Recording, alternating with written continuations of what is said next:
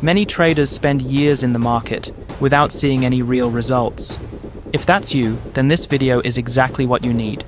The truth is, most traders fail because they trade like retail traders, while the small percentage of winners think and act like institutions. So the real question is not, what is the best strategy or indicator? The real question is, how do institutions trade, and how can you trade like them?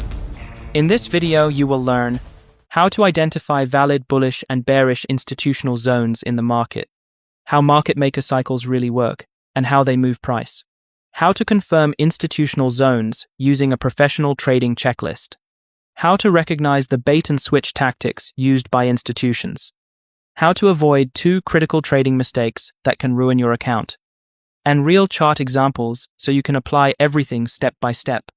Before we dive in, make sure to like this video, subscribe to the channel, and turn on notifications so you don't miss any future trading lessons. With that being said, let's get started. Have you ever seen the market move up and then suddenly drop aggressively? Or move down and then explode to the upside? This is not random. These moves are not caused by retail traders. They are institutional moves that were planned in advance. Look at this example. The market moves up, reaches a specific level, then retraces back, returns to that same area, and pushes higher again with strong momentum. Now look at another example. The market moves down, reaches a key level, then retraces back, comes back to that area, and drops again aggressively. This is not random. These reactions happen for a reason. So the real question is, how can you identify these areas in advance, before the move happens? That's exactly what you're going to learn in this section. So make sure you don't skip anything, because every detail matters. Now, there are 2 main types of institutional zones in the market. The first one is the bearish institutional zone. This is an area where institutions consider price to be expensive, so they place sell limit orders. When price returns to this zone, those orders get activated, and the market moves down aggressively. The second type is the bullish institutional zone. This is where institutions consider price to be cheap, so they place buy limit orders. And when price reaches this area again, we often see a strong move to the upside. Now, how do you identify a valid institutional zone? To answer this, you first need to understand how institutions actually operate in the market. Look at this chart example. As you can see, the market makes a strong move to the downside. This is not a retail move. This is a clear institutional move. And this move is the most important part for us. Why? Because institutions cannot enter the market all at once. They need liquidity. So, instead of selling everything at one price, they build their positions gradually and place limit orders within a specific price area. This area becomes what we call a bearish institutional zone. After the move, the market starts to retrace. And when price returns to that same area, it has a high probability of moving down again. Why? Because unfilled institutional orders are still sitting there. So when price comes back, those orders get activated, and the market reacts. This initial move is what we focus on, because it represents the institutional footprint left in the market. And your job as a trader is simple. Identify that footprint, mark the zone, and wait for price to return. Now look at another example. Here, the market makes a strong move to the upside. This is a clear, bullish, institutional move. Now watch what happens next. As price retraces back to the bullish institutional zone, it gets rejected and continues higher with momentum. This confirms that institutions were active in this area and are defending their positions. At this point, you should start understanding the logic behind these movements and why price reacts the way it does. But here's the problem. Not every strong move represents a valid institutional setup. So how can you tell the difference? To solve this, you need a professional framework, a checklist that helps you confirm whether a zone is truly driven by institutional activity or just market noise. Let's go through it step by step. Filter number 1, strength of the move. When institutions enter the market, they create strong, decisive moves. You will notice large candles moving in one direction with very little hesitation. This is what we call a clear institutional footprint. But if the move is weak, inconsistent, or full of wicks, then it's not a reliable signal. That's a setup you should ignore. Filter number 2, untouched zones. A valid institutional zone is usually fresh. This means price has not returned to it since it was created. Why is this important? Because unfilled institutional orders are still present in that area. The first time price comes back, those orders are more likely to be triggered, creating a strong reaction. But once a zone has been tested multiple times, its strength decreases significantly. Filter number 3, structure shift. High-quality institutional zones often form after the market breaks an important level. This could be a previous high or a previous low. This break is not random. It's a move designed to capture liquidity and shift control in the market. When a zone forms after this kind of move, it becomes much more reliable. Filter number 4, trade quality. Before entering any trade, you need to evaluate the potential reward compared to the risk. A strong setup should offer at least a 3-to-1 reward-to-risk ratio. If the trade does not meet this condition, it is not worth taking. Because over time, your profitability depends on discipline, not just accuracy. Now, let's look at a real chart example and apply everything step by step. As you can see here, the market makes a strong move to the upside. So the question is this a valid bullish institutional move or just noise? Let's evaluate it using our checklist. First, candle strength. As you can see, the candles are large, clean, and moving in one direction. This shows strong buying pressure. There are no significant bearish candles, which means sellers are not in control. This is a clear, bullish institutional footprint. But this alone is not enough. Let's move to the second filter, freshness of the zone. As you can see, this bullish institutional zone has not been revisited. It is completely fresh. This tells us that institutional orders may still be resting in this area, waiting to be filled. Now let's look at the third filter, structure shift. Here, the market breaks above a previous resistance level. This move takes liquidity, triggers stop losses, and confirms a shift in market structure. This is a strong sign of institutional involvement. Finally, let's evaluate the trade potential. As you can see, this setup offers at least a 2-to-1 reward-to-risk ratio, which makes it a valid and interesting trading opportunity. So based on our checklist, we can conclude that this is a valid bullish institutional move. Now look at what happens next.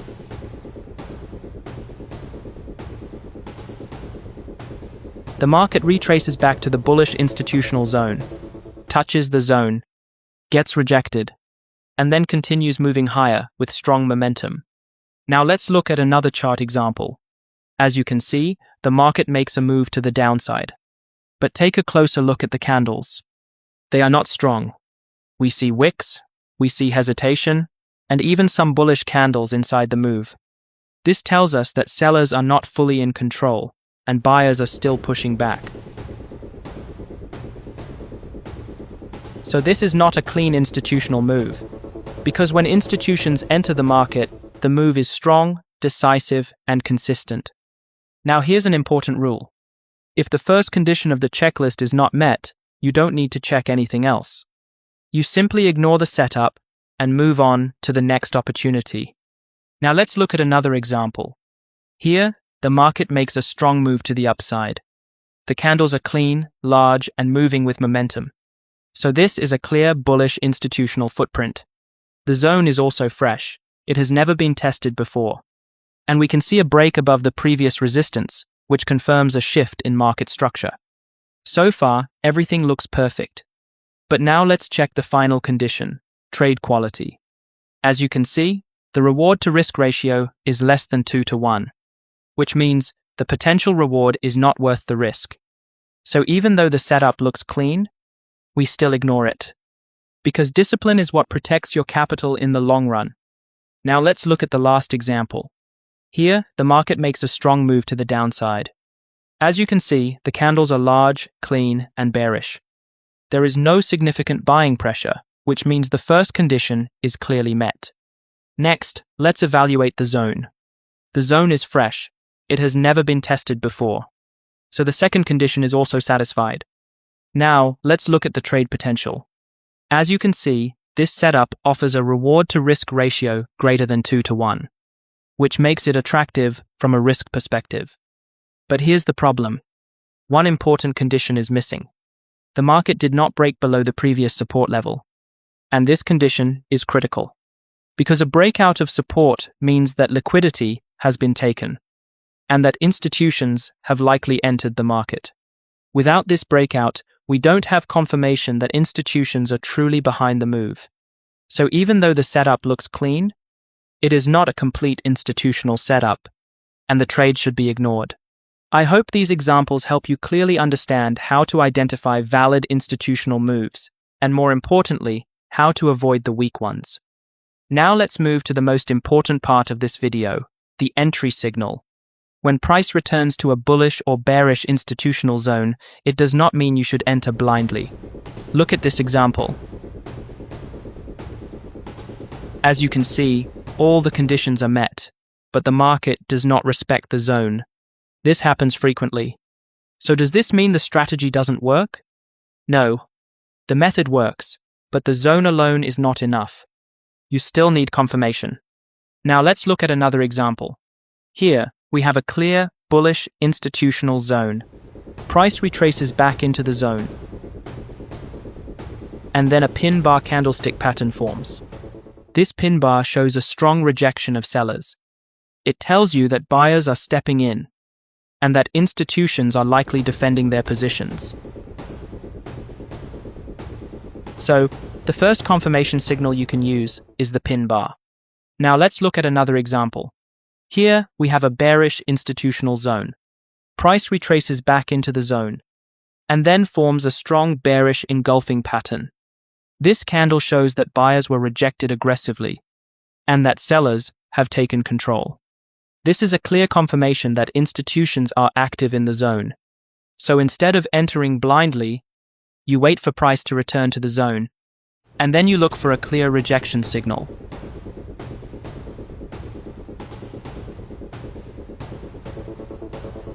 That's how you trade with precision, not emotion.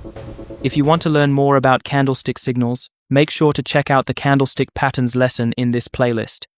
Now, at this point, you have built 3 essential skills: how to identify institutional zones, how to validate institutional zones using a checklist, and how to confirm your entries using price action signals. But is this enough to start trading? No. You still need one more layer, and it's critical. Top-down analysis. Let's look at this example. On the 5-minute chart, we have a clear bullish institutional zone. The move is strong, with large bullish candles, which shows clear buying pressure. The zone is fresh. It has never been tested before. We also have a break above the previous resistance, which confirms a shift in structure and a liquidity sweep. And the reward-to-risk ratio is attractive. So everything looks perfect. Now let's see what happens next. Price retraces back into the bullish institutional zone, and a tailed bar forms. This is very important, because what happens inside the zone tells you everything. This tailed bar shows rejection. It tells you that sellers were unable to push price lower, and that buyers stepped in. This is your confirmation. Now here's the key step most traders miss. This setup is on the 5-minute time frame, but before entering, you must check the higher time frame. So we move to the 1-hour chart.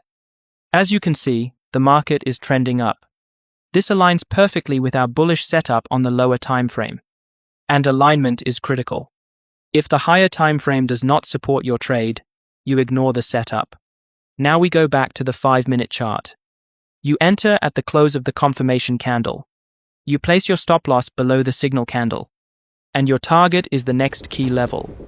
Now look at what happens next. The market moves up exactly as expected. Now let's look at another chart example. As you can see here, we have a clear, bearish institutional zone. The move is strong, with large bearish candles, which shows strong selling pressure. The zone is fresh. It has never been tested before. We also have a break below the previous support, which confirms a shift in structure and a liquidity sweep. And the reward-to-risk ratio is attractive. So at first glance, Everything looks perfect. Now look at what happens next. The market retraces back into the bearish institutional zone, and a bearish pin bar forms. This looks like a valid confirmation signal. It suggests that buyers were rejected and that sellers may take control. But we are still missing one critical step: top-down analysis. This setup is on the 5-minute time frame, so we need to check the higher time frame. Let's move to the 1-hour chart. As you can see, the market is trending up. This means the higher time frame is bullish, while we are trying to take a bearish trade. So there is no alignment. And this is where most traders make mistakes. Even if everything looks perfect on the lower time frame, if the higher time frame does not support your trade, you must ignore it. Now, let's assume you ignore this rule and take the trade anyway. You enter at the close of the signal candle. You place your stop loss above the candle, and your target is the next level. Now look at what happens next. The market does not respect the zone, and the trade fails. And this is exactly why top-down analysis is critical. Because without alignment, even the best-looking setups can fail. And this is something that can easily confuse traders if they don't understand the bigger picture. Now, at this point, you have built the following skills: how to identify institutional zones, how to evaluate institutional zones using a checklist, how to wait for confirmation signals, and how to use top-down analysis to trade with the trend. But even with all of this, you can still lose money. Why? Because of common trading mistakes. And in this section, I will show you 3 critical mistakes that can completely destroy your account if you don't understand them. Let's start with the first one: falling into the market trap. Look at this chart example. We have a clear bullish institutional zone. Let's evaluate it. The candles are strong and show clear buying pressure. The zone is fresh. The previous resistance has been broken, confirming a shift in structure. And the reward-to-risk ratio is attractive. So everything looks perfect. Now look at what happens next. The market retraces back into the zone, and a doji candlestick pattern forms. You wait for confirmation. You check the higher time frame. Everything aligns, so you enter the trade. You place your entry at the close of the candle, your stop loss below the zone, and your target at the next key level. But then, the market drops, hits your stop loss, and then moves exactly in your direction, without you. At this moment, most traders feel frustrated. They think the market is against them. They feel like someone is watching their trades. But this is the wrong mindset. What you are seeing here is not manipulation against you personally. This is a market trap. The market moves in a way that triggers stop losses to collect liquidity before moving in the intended direction. So instead of reacting emotionally, you need to observe what actually happened. In this example, after the stop loss is taken, the market closes back above the bullish institutional zone. This is a key signal. It tells you that the move down was a liquidity grab, not a true reversal. And this is where smart traders act differently. Instead of getting frustrated, they re-enter the market with confirmation, and then they ride the move in the correct direction. Now let's look at another chart example. As you can see, we have a clear bearish institutional zone. Let's evaluate the setup. The candles are strong, bearish, and show clear selling pressure. The zone is fresh. The previous support has been broken, confirming a shift in structure. The higher time frame aligns perfectly with the trade, and we have a strong confirmation signal. So everything looks ideal. You enter the trade at the close of the signal candle. You place your stop loss above the zone, and your target at the next key level. Now here's what makes this setup even more interesting. It offers a reward-to-risk ratio of 5-to-1, and trades like this don't happen often. Now look at what happens next.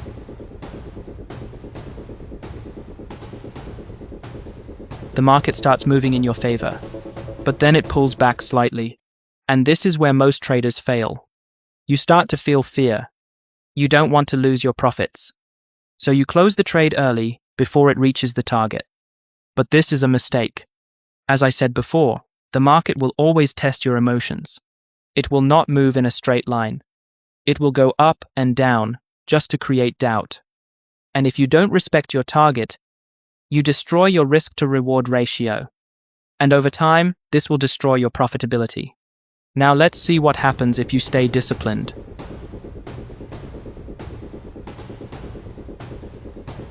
If you ignore the noise and let the trade play out, as you can see, the market eventually reaches the target and delivers the full 5-to-1 reward-to-risk ratio.